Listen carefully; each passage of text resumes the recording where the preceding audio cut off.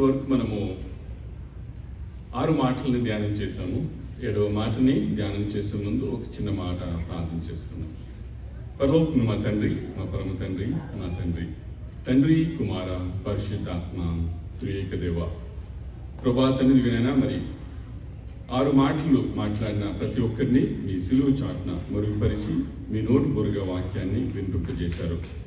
ఈ యొక్క 7వ మాటని మేము ధ్యానం చేయబోతుండగా మీరే ప్రభాతని సహాయం చేసి నాయనా మరి మాకు తోడుగా ఉండి నాయనా మరి ప్రిపరేషన్లో తోడుగున్న నాకు మీరు ప్రెజెంటేషన్లో కూడా సహాయం చేసి ప్రెజెంట్ చేయబడింది నిజ జీవితంలో ప్రాక్టీస్ చేసే కృపను అనుగ్రహించమని ఈ చిన్న ప్రార్థన, విజ్ఞాపన, కృతజ్ఞతాస్తుతులు మీ యొక్క పాస్ అనేది చేర్చుకోమని మమ్మల్ని మిక్కిలిగా ప్రేమించిన క్రీస్తు పేరట అతి మిక్కిలి ఏమేమి తోడుకొని ప్రార్థిస్తున్నా మా పరమ తండ్రి, ఆమేన్.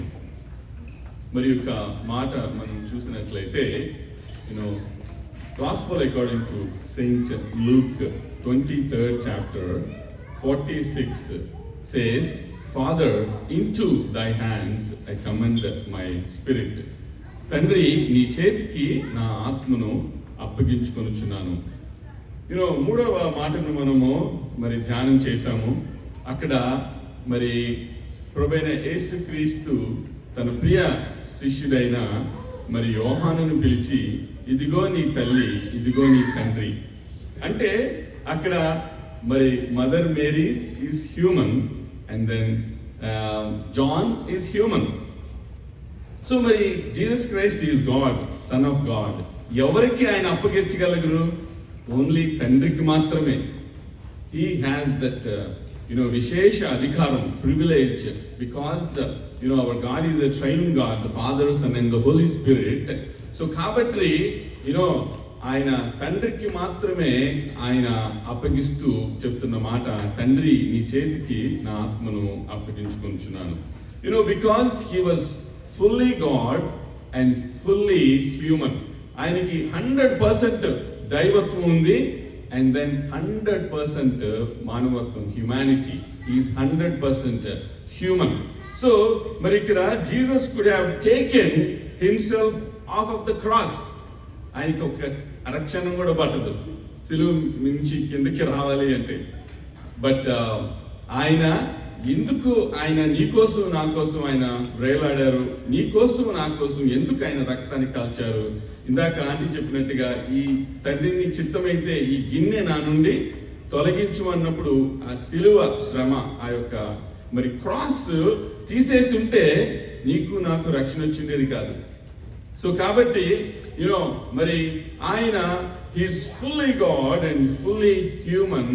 మరి ఆ సమయంలో తండ్రి యొక్క చిత్తాన్ని నెరవేర్చడానికి అక్కడ 6 గంటలు సిలువ మీద వేలాడటం మనం చూస్తున్నాం. And so he chose not to do so. ఏమని?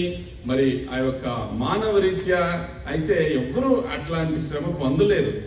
ఎందుకంటే మరి ఒక కఠోరమైన ఒక దొంగకి అండ్ దెన్ ఒక క్రిమినల్, నోటోరియస్ క్రిమినల్స్కే ఆ యొక్క సిలువ మరణం పొంది ఆ శిక్షణ వేస్తారు.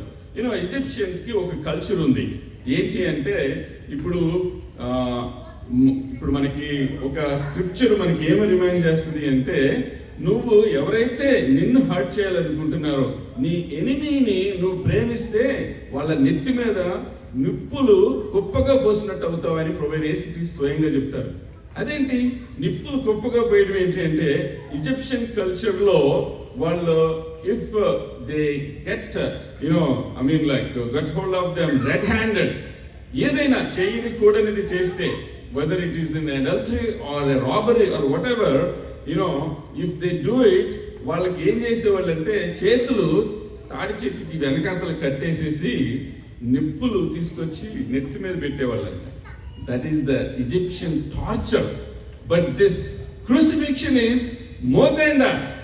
దానికంటే కూడా భరించలేని. ఎందుకంటే ఇమాజిన్ మరి ఆ యొక్క నెయిల్స్ 6 inches నెయిల్స్ హ్యాండ్స్ లోను అండ్ దెన్ ఫీట్ లోను ఆయన 6 గంటలు సిలువ మీద వేలాడుతూ ఉంటే ఎందుకు అట్లాగా ఆ విధంగా టార్చర్ చేస్తారు అంటే, బ్లడ్ అంతా డ్రైన్ అయిపోయినప్పుడు they died with a hypovolemic shock. There is no, life. So then next day is the Sabbath day. So కాబట్టి వాళ్ళు అక్కడ మరి ఆ రక్తం కారి కారి కారి అక్కడే చనిపోతారు. బట్ ఒకవేళ సబ్బాతు దినంకి ముందే ఎవరో చనిపోతే ఏం చేస్తారంటే వెళ్ళి ఆ బోన్స్ ని ఎరగొడితే అప్పుడు మరి ఆ మిగతా బ్లడ్ ఏదన్నా ఉన్నా కూడా అది కూడా డ్రైన్ అయిపోయి బిఫోర్ సాబత్ డే చనిపోవాలని. కానీ అక్కడ ప్రవచనాలు ఏమని ఉంటాయి, నా ఎముకల్లో ఒకటి కూడా విరగలేదు. ముందుగానే అక్కడ మనము సాంగ్స్ లో మనం చూస్తాం ఆ యొక్క ప్రాఫెసీ. సో ఇక్కడ so Jesus face the incredible task of laying down his own life as a ransom. అంటే విమోచన క్రయధనంగా ఆయన నీ కోసం నా కోసం ఆయన బలియాగం ఉంది, ఆయన రక్షణను మనకి దయచేశారు. The crucifixion was traumatic and overwhelming, but he accepted willingly. తర్వాత మరి finally he gave up his life. అప్పుడే ఈ మాట అంటున్నారు, తండ్రి నీ చేతికి నా ఆత్మను అప్పగించుకొనిచున్నాను. అండ్ మరి ఇక్కడ మరి Jesus saved by the blood of Christ. అయితే మరి ఒక్కరి రక్తము లోకానికి అంతటికి ఎలా వస్తుంది రక్షణ? Because the pure and impeccable blood. We all have the inherited sin from Adam, but Jesus Christ is the only sinless Son of God, and because of his pure and impeccable blood can give salvation to the entire creation, entire world. So ఆయన మరి నిర్దోషి అయినప్పటికీ కూడా నీ పాపము నా పాపము ఆయన వీపు మీద మోయబడింది. సో పాపం ఎరుగని ఆయన నీ కోసం నా కోసం ఆయన పాపముగా చేయబడ్డారు.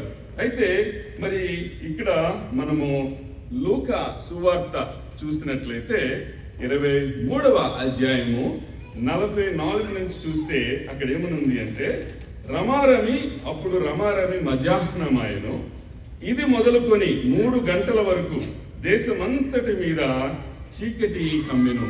3 గంటలకి అసలు ఎప్పుడైనా చీకటి పోద్దా?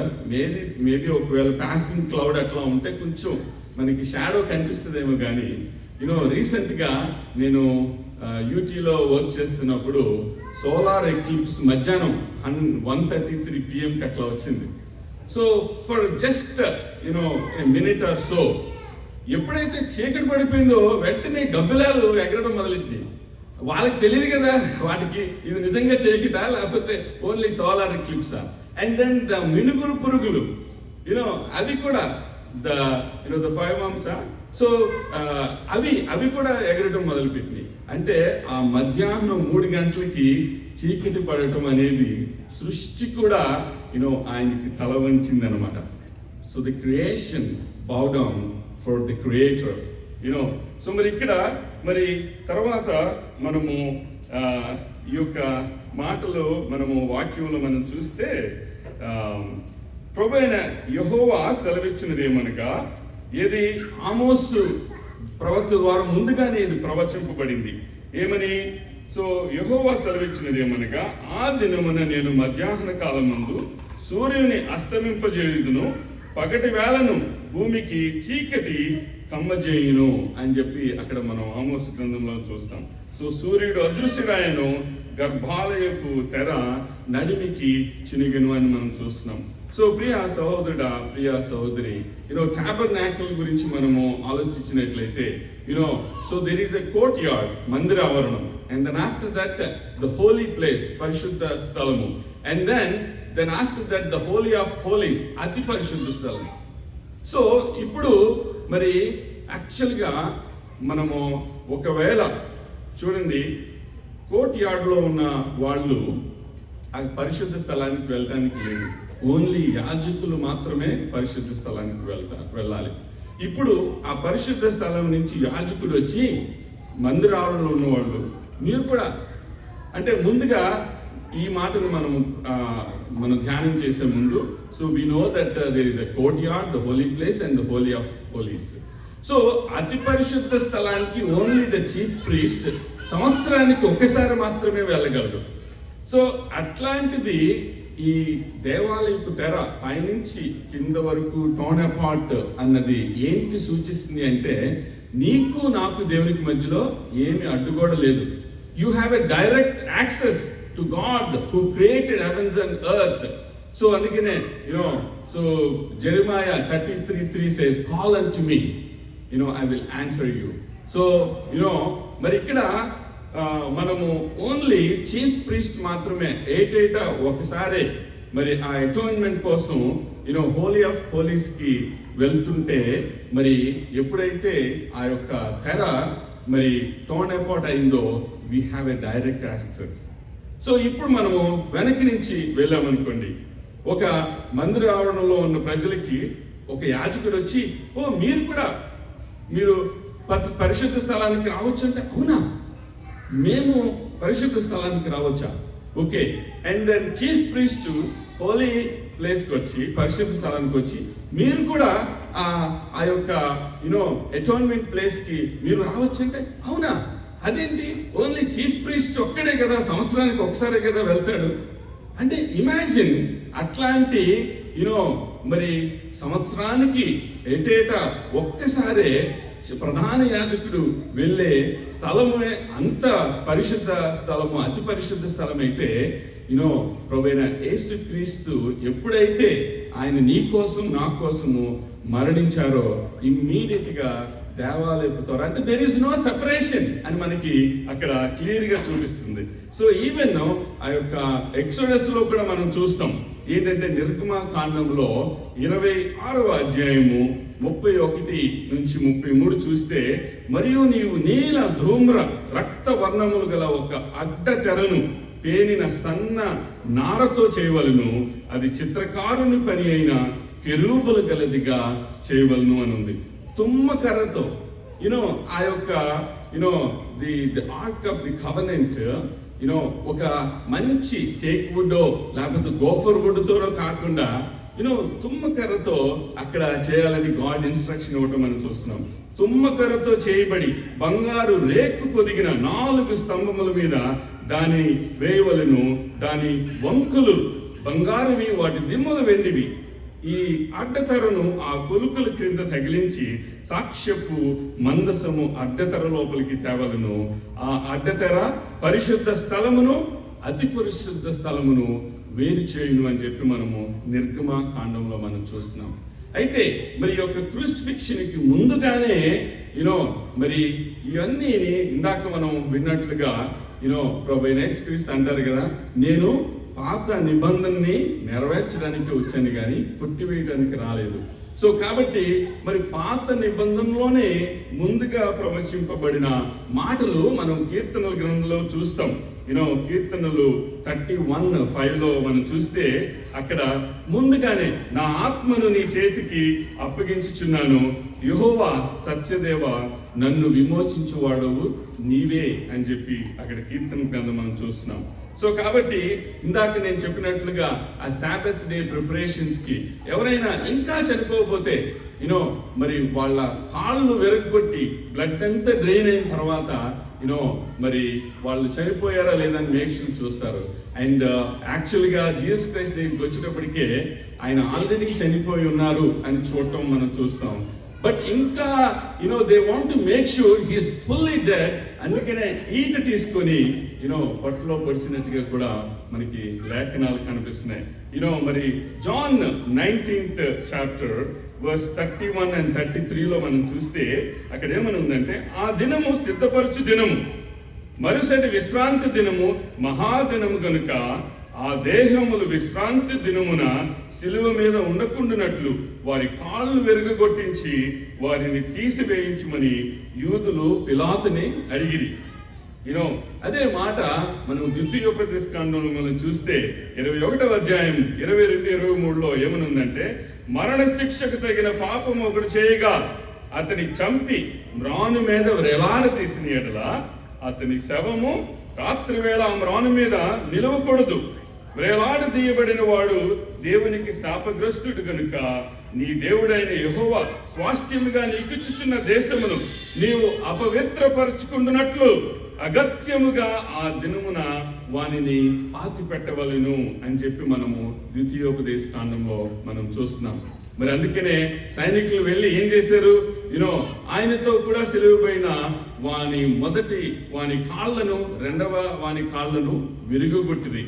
వారు యేసు వద్దకు వచ్చి అంతకు ముందే ఆయన మృతి పొంది ఉండిట చూచి ఆయన కాళ్ళు విరగొట్టలేదు గాని సైనికుల్లో ఒకడు ఈటతో ఆయన పక్కన పొడిచెను, వెంటనే రక్తమును నీళ్లును కారెను. ఇది చూచిన వాడు సాక్ష్యం ఇచ్చుచున్నాడు. అది అతని సాక్ష్యము సత్యమే.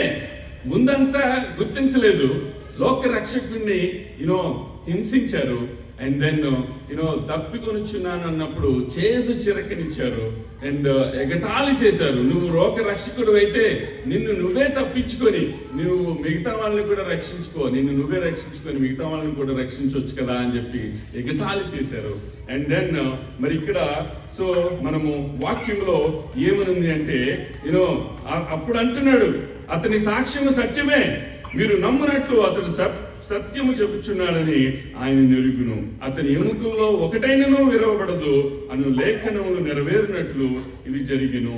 అదే విషయాన్ని కీర్తనల గ్రంథంలో కూడా మనం చూస్తాం. 34:20 వచనంలో ఆయన వాని ఎముకలన్నిటినీ కాపాడును, వాటిలో ఒక్కటి ఆయనను విరిగిపోదు.